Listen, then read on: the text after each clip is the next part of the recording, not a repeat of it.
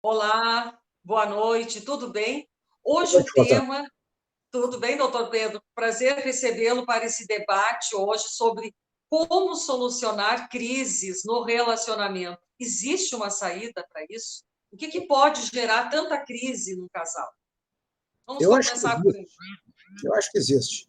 Eu acho que o ser humano sempre foi um, um ser que se baseou em tomadas de decisões dialogadas, via de regra.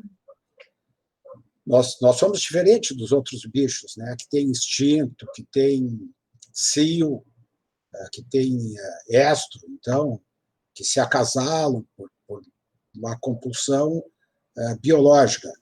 Nós temos uma vida psíquica, afetiva, cognitiva, diferente de todo o resto da, das espécies. E esse sucesso, eu acho que se deve a, primeiro, ter um objetivo em comum, que Uhum. é proteger um ao outro e proteger a prole. As famílias primevas se organizaram com essa meta, né? Uma busca de uma eternidade genética.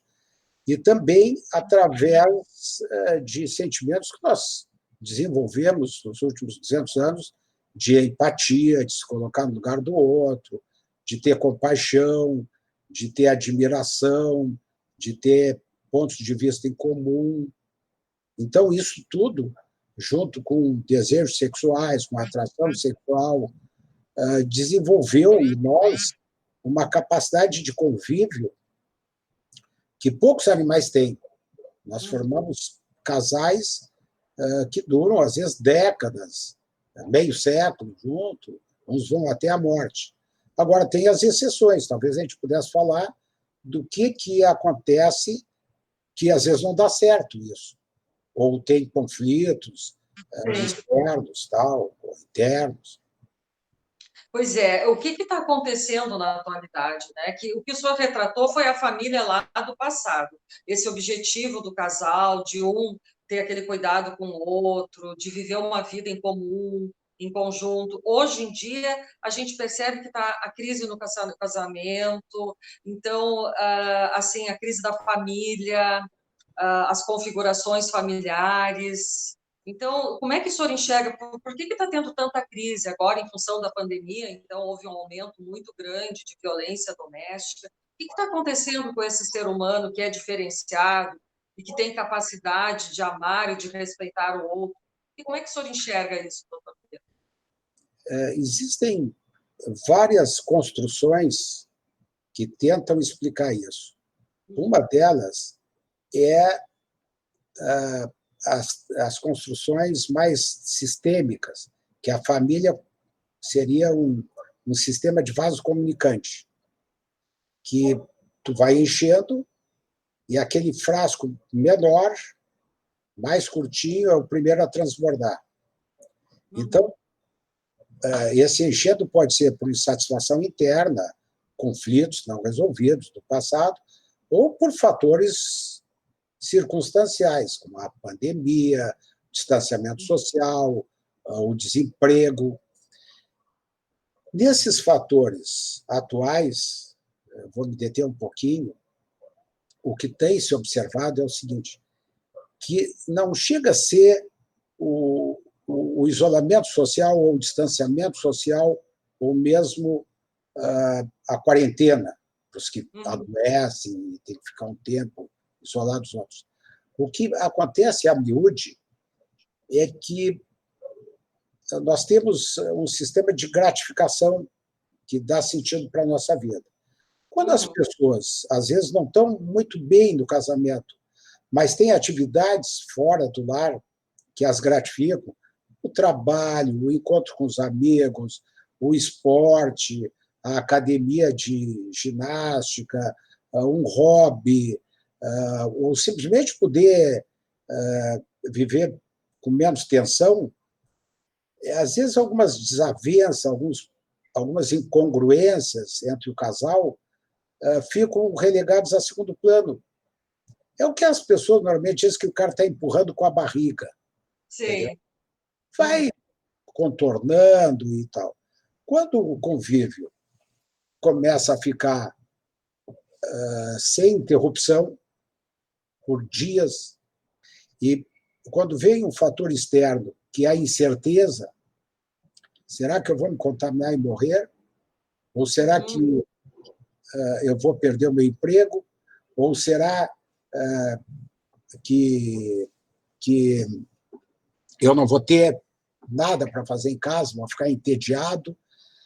Um dos mecanismos que as pessoas desenvolvem, e tu, Rosana, que és psicóloga, tu deve entender, talvez até melhor do que eu, existem mecanismos de defesa para baixar a ansiedade. Um deles é a projeção. Uhum. O cara começa a botar a culpa no outro. Olha, eu estou chateado porque tu não está me dando atenção, ou porque tu é muito obsessivo, ou tu é muito obsessiva, ou porque tu é chato, ou porque tu é chato, ou porque tu está interessado só em ver as tuas coisas na TV e não deixa eu ver os meus programas. Então, tem vários fatores psicológicos de enfrentamento do estresse que são, às vezes, desadaptativos. Esse de botar a culpa no outro, de exigir do outro o que ele não pode dar, ou o contrário, a falta de diálogo. Pessoas que vão ficando deprimidas com essa falta de perspectiva de quando vão poder voltar à sua vida normal, ou quando vão poder voltar a se sentir livre, não oprimidos, ameaçados por um perigo externo, por um vírus que ninguém conhece. Uns dizem que o remédio é esse, outros dizem que é aquele. A Organização Mundial da Saúde se baseia numa publicação que depois foi desmentida, desmoralizada, que tinha dados falseados. Quer dizer, isso tudo vai dando uma insegurança para as pessoas quanto ao futuro, que começa a haver tensão dentro do lar. E se alguém que já não estava muito bem um com o outro, ou faltava diálogo, ou tinha um diálogo muito truncado, ou faltava empatia, ou até faltava atração física, atração sexual, atração amorosa, ideais comuns, aí começa a dar aumento de ansiedade, e para partir para a desavença e busca de solução através da separação conjugal é um passo, né?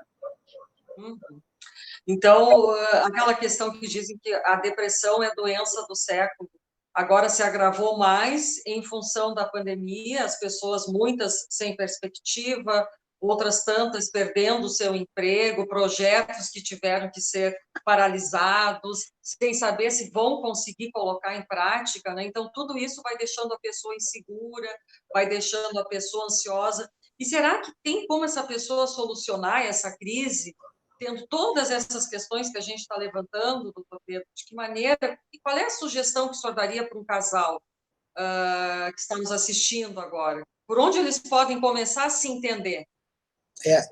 Tem um estudo francês que foi publicado recentemente, que se chama o paradoxo da quarentena, que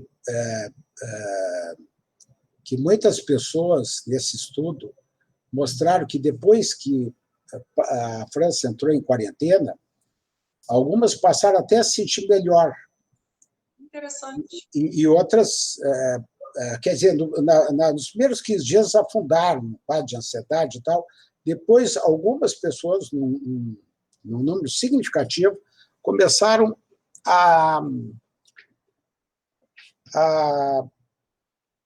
achar que até estavam vivendo mais relax. Sim. Não tendo que trabalhar. Que não precisavam enfrentar o trânsito, que não precisavam consumir tanto. Começaram a ver que, mesmo ganhando menos, os que eram liberais, profissionais liberais, podiam seguir pagando as contas e diminuindo gastos e curtindo mais em casa. Aquela coisa assim da gastronomia Sei. gourmet, da quarentena e tal. Mas teve um grupo de pessoas que, mesmo relatando que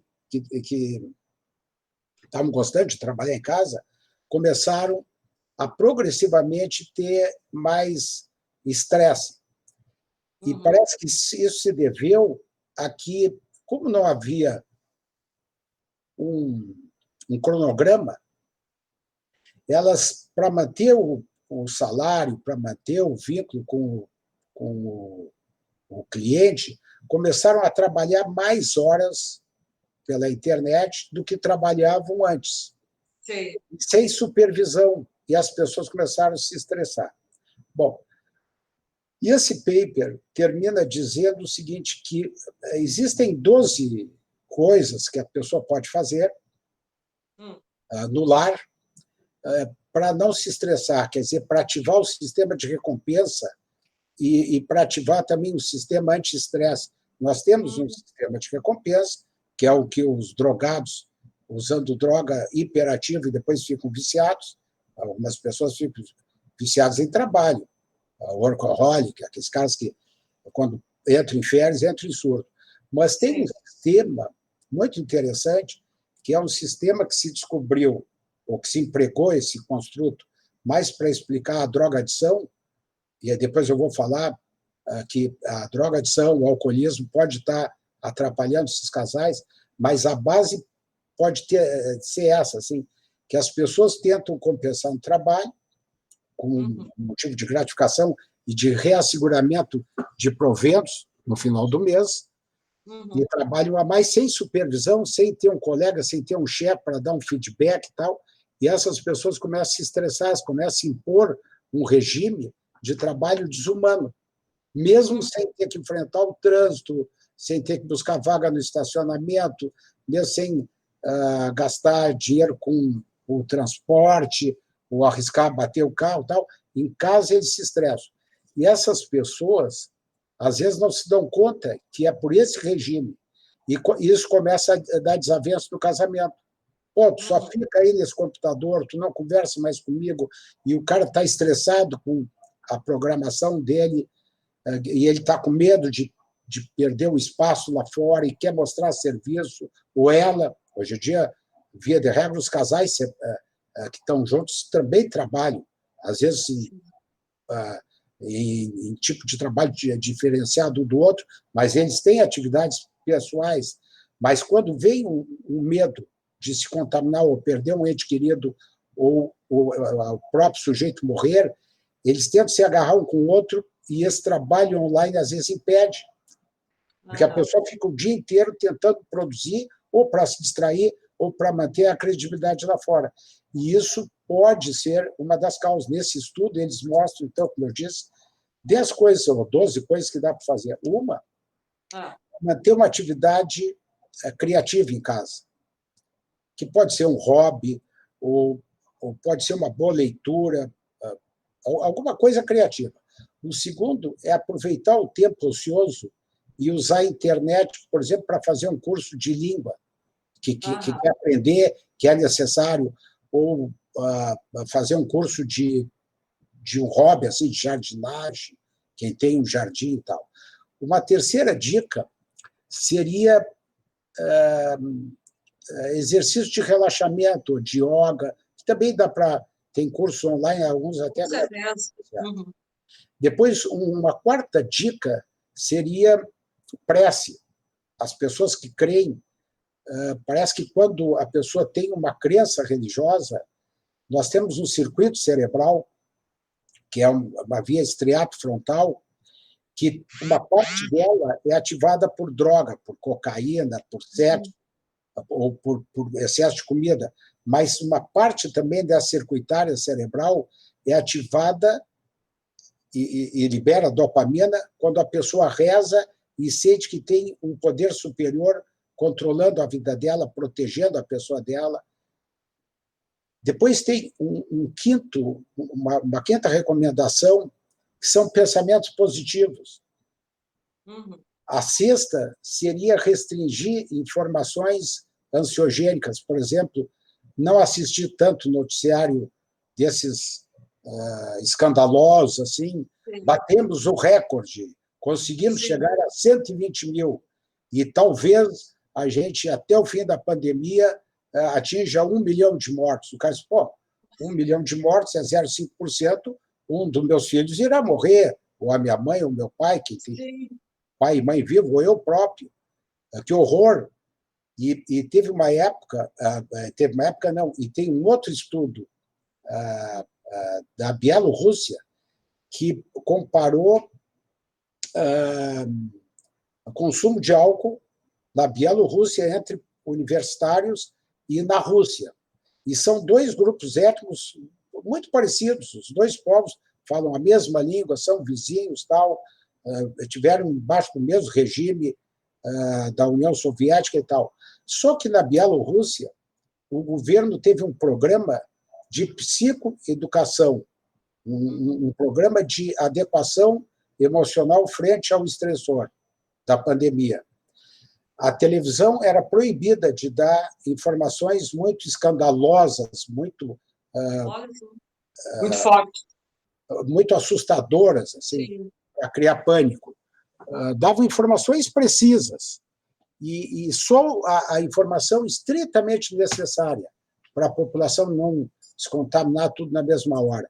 E a terceira coisa que aconteceu na Bielorrússia é que as pessoas não fizeram um isolamento horizontal total.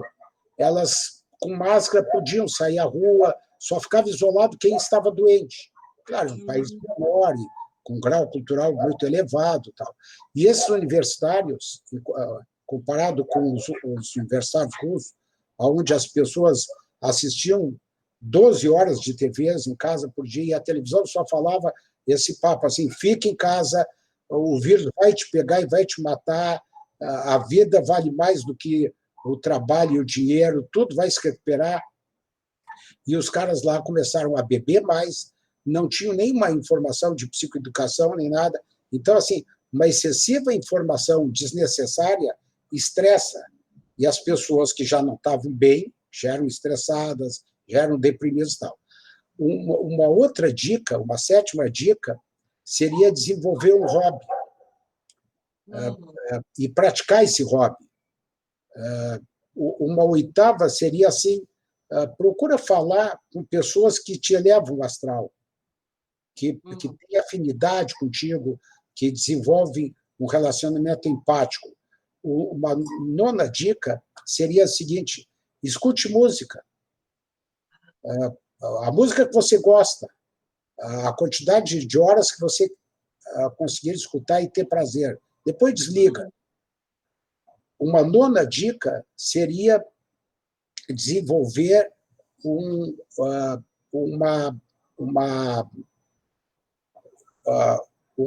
regramento da quantidade de horas que vai trabalhar em casa, a quantidade de horas que vai dormir, a quantidade de comida que vai comer, não comer em excesso, mas não passar muito tempo em jejum e tal.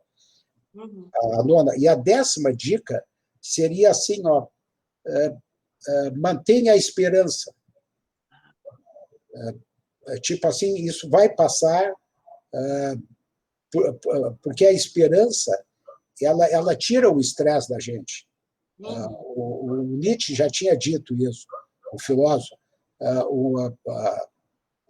Um homem que tem um porquê viver suporta qualquer coisa.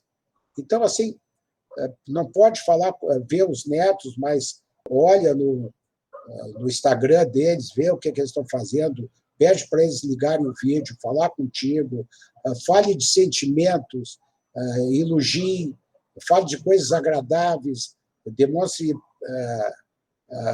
compaixão pelo outro, que isso aí terá um retorno. Então, essas 10 dicas, qualquer um pode fazer e não custa nada. Seria bem simples, bem simples. Higiene mental. Só que daí eu estava pensando, tudo que o senhor falou assim é perfeito, muito bacana, mas e quem já não consegue mais acessar o seu canal de criatividade, ou quem já está assim tão para baixo, já entrou naquele processo globalizado de medo, de pânico, já não enxerga uma perspectiva. Qual é a dica que o senhor dá para essas pessoas, doutor? A primeira é procure um profissional da saúde mental, que tem telemedicina, tem teleconferências médicas, psicológicas, por preços acessíveis. Os convênios estão disponibilizando essa técnica de atendimento. A pessoa não pode querer se converter num eremita e, Sim. entendeu? Isso não é saudável.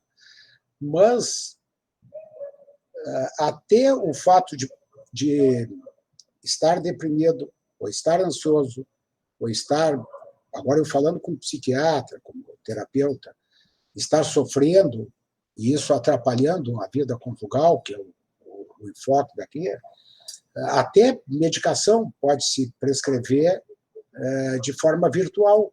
O Conselho Regional de Medicina disponibilizou até atestado para a pessoa não precisar trabalhar, tal, pode se passar depois de uma anamnese virtual pela internet, pode se passar para proteger as pessoas. As pessoas estão confinadas, mas elas não estão abandonadas. É isso que tem que se passar. Os casais podem até fazer terapia de casal. O cara fica os dois na frente da câmera, como nós estamos, tranquilo, falando com o terapeuta. Não precisa ser presencial. Agora, completando o meu raciocínio, tem aquelas pessoas que já tinham problemas mentais, por exemplo, os que eram dependentes de droga, a tentativa de compensar o estresse é usar mais droga, isso estraga muito a relação conjugal. Os que bebiam abusivamente tendem a beber porque não tem balada segura, não sai mais de carro, não tem que trabalhar, o chefe nunca vai saber se ele está produzindo alcoolizado ou não, fica só ele e a mulher, ou a mulher e o marido, que as mulheres também estão bebendo. Essa é a minha expertise principal, comportamentos aditivos, ou pessoas que têm adição a games, ficam o dia inteiro jogando e o outro se sente excluído, ou as pessoas que já tinham depressão e que ficam mais deprimidas, e o deprimido não é só um cara triste. O deprimido, ele irrita muito frequentemente o outro, porque o outro que não está deprimido diz assim, pô, eu estou fazendo das tripas coração para essa janta ficar legal e tu está sempre aí com essa cara de choro, para não dizer outra coisa, e tu não dá bola para mim, tu não te interessa por mim, e ele não entende que a depressão é uma falta de energia. A pessoa não tem energia nem para cuidar dela, como é que ela vai cuidar afetivamente do outro, ou cuidar do vínculo? Então, essas coisas têm que ser tratadas. E, às vezes, paradoxalmente, na pandemia, muita gente está se dando conta que não estava bem, ou que o cônjuge não estava bem, e estão procurando ajuda. Isso é super importante, né, doutor Pedro? As pessoas buscarem ajuda, mas a gente sabe também que muita gente perdeu seu emprego e perdeu seu convênio também, em função disso. Mas por exemplo, lá na PUC, onde eu dou aula, lá na medicina, nós temos um atendimento virtual, vários voluntários da nossa equipe, que é um projeto Estamos Juntos. Que bacana. Como é que funciona esse projeto? Eu não sei se é só para o pessoal da prefeitura do campus, lá da PUC, ou se é aberto ao público. Mas é só entrar ali, Estamos Juntos, tem um site, e se formar. E tem outros psiquiatras de fora, da Associação de Psiquiatria do Rio Grande do Sul, da PRS, que aderiram. Na internet tem muitos sites que estão oferecendo ajuda gratuita. A gente tem que dispor disso aí. Tem bastante recurso, então que bacana essa dica. Eu não conhecia esse trabalho. Estamos juntos, o que se diz? E fora que tem, por exemplo, esses sistema de prevenção a suicídio, que aumentou. Aumentou bastante. Tem na internet, por exemplo, na internet tem reuniões de alcoólicos anônimos gratuita, Tem salas Pessoal. para alcoólicos anônimos, para narcóticos anônimos, para neuróticos anônimos, para jogadores patológicos anônimos. E a pessoa vai lá, em vez de ir numa sala presencial, entra numa sala virtual e partilha e tudo. É, é preciso que a gente divulgue esses recursos que tem na, Sim, na nossa realidade. A gente está passando claro, por uma coisa que ninguém pode estar sozinho nesse sofrimento. A gente tem que um ajudar o outro, um amparar é o outro. verdade. Uhum. E tem tantas pessoas sozinhas, principalmente pessoas de idade, né, que se isolaram do mundo, das pessoas, porque não podem ter contato. É. O que eu tenho visto muito no consultório é aquele casal de idosos, ou às vezes a viúva ou viúvo, que vão para a praia, para a casa de praia. Acabei de atender, hoje à Ah, tarde, é? uma pessoa dessa, que precisava seguir o tratamento, uma das filhas, que é médica, tinha medicado, a pessoa estava bem, aí ela já morava sozinha, aí ela disse, se eu moro sozinha aqui, eu vou lá para Santa Catarina, tem uma casa muito boa, numa praia, eu adoro aquela praia, e foi, só que ela não se deu conta que não é período de veraneio. Uhum. O condomínio dela está vazio. E ela está lá com 2 cachorros, o gato, um filho deficiente, que não fala, e, e ela já com uma certa idade. E aí Uhum. terminou a medicação antidepressiva, ela achou que me pediu, me pediu, e eu mandei pelo correio, aí acabou aquela remessa, aí ela achou que era abusar da minha paciência, eu ia até o correio e não ligou mais. Se Ah, tivesse ligado, eu teria dito, olha, eu posso mandar virtualmente, e vai em qualquer estado do Brasil essa receita, e por tempo indeterminado.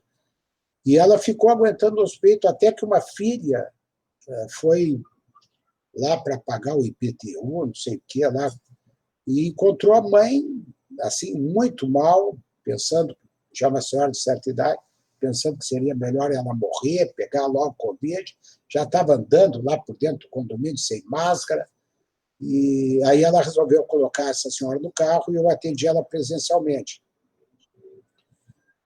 porque ela nem atina sozinha ligar uhum. o iPhone dela e a gente falar pelo FaceTime. Moral da história, aquilo que era para preservar a saúde dela, o isolamento social, o distanciamento social, estava enlouquecendo, porque ela vivenciava assim, pô, se meus netos vêm me visitar, eles podem trazer a morte. Se eu tiver doente, eu levo a morte para os meus netos. E ela é super apegada, com toda a avó. Claro. Então, assim, tem uma situação totalmente inusitada e que as pessoas ficam com vergonha de falar, de pedir ajuda, porque se acham muito frágeis. E aí Sim. começa a dar conflitos conjugais. Bom, e o marido dela está com Alzheimer, está numa clínica, ela também não pode ir lá na clínica, pode levar a Covid-19 Sim. para dentro da clínica. Então, e ela era apaixonada pelo cara, tal, que também já está com quase 90 anos. Então, assim, é uma situação muito delicada que a gente está. Delicado. Mas assim, doutor Pedro, o senhor trouxe assim uma contribuição muito grande, as ideias, assim, o que as pessoas podem fazer para se ajudar, para se manter firmes, né, nesse momento que está sendo tão difícil para todo mundo. Não tem quem não tenha um sentimento assim de tristeza, de vazio, de desamparo, mas aquilo que o senhor falou, ter fé, rezar, ter uma crença para se manter firme nesse processo todo e sair acreditando que existe vida após essa pandemia, com certeza. Porque outras crises já existiram no mundo, não é a primeira que está acontecendo. É a primeira que eu estou vivendo, né? A primeira grande crise. Mas na história já existem outras também, né, doutor Pedro? Sim, os países que estão em guerra, sempre É, tem um país em guerra. Olha, o Oriente Médio, lá, as coisas estão... Sim, que vive em constante crise, né? Mas Ah, então, fala, não, pode não, falar. mas sempre tem uma solução. Com certeza. Então, para encerrar, qual é uma dica assim, para a pessoa sair disso, para a pessoa se levantar e buscar alguma coisa, como o senhor falou, busque ajuda, está deprimido, precisa tomar medicação porque está sem energia, está precisando de força. Mas aquela pessoa que não chega a estar depressiva, mas ela está triste, que é diferente de uma depressão, como é que a gente pode auxiliar essa pessoa que está assim? Voltando ao tema central, que era Do relacionamento? a alteração dos relacionamentos amorosos, relacionamentos com os filhos, uma coisa que a gente tem que manter em mente é coisas que o ser humano sempre intuiu fazer e que dá certo.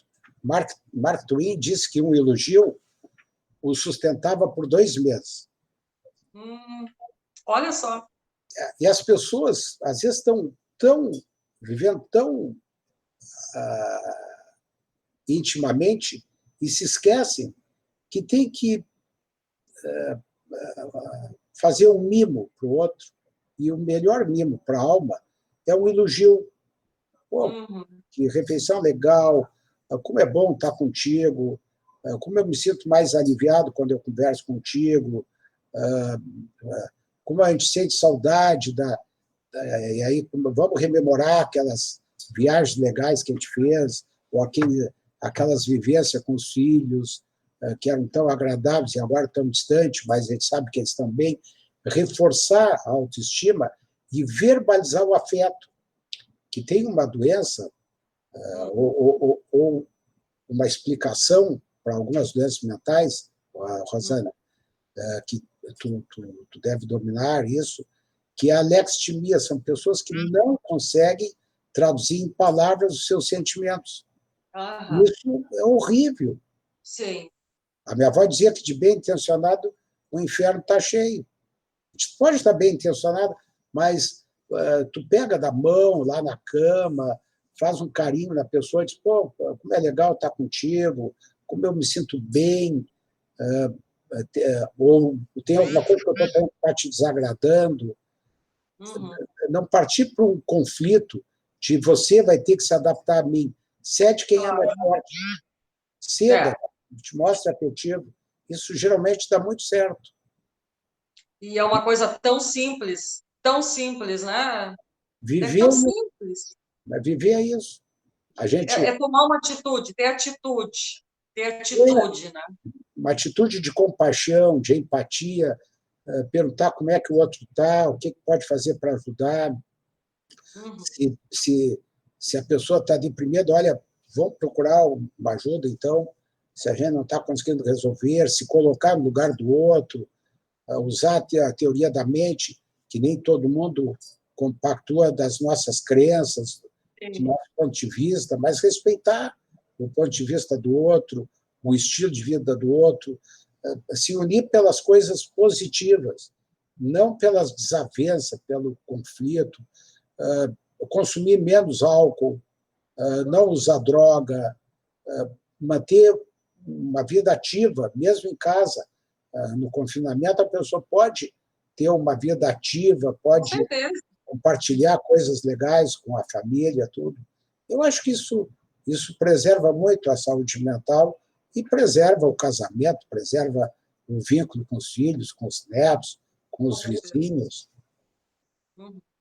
Mas, doutor Pedro, agradeço muito essa oportunidade de poder falar com o senhor e de trazer tanta coisa boa para as pessoas que nos escutam, para as pessoas que estão passando por uma situação tão difícil, né? Muitas por uma situação limite. Então, com certeza, todas essas dicas que o senhor trouxe, muito enriquecedoras, vão ajudar muita gente. Quero lhe agradecer e dizer para quem está nos assistindo agora, gostou do vídeo, deixa aqui a sua curtida e se inscreva aqui no canal. Afinal, toda semana tem um assunto bem interessante para você refletir sobre a sua própria vida. Um grande abraço e um prazer ter o senhor aqui, doutor Pedro. Eu que agradeço a oportunidade de compartilhar com você essa atividade tão benéfica para a comunidade e de uma forma tão entusiasmada como tu está levando esse projeto. É uma honra. Conta Muito obrigada.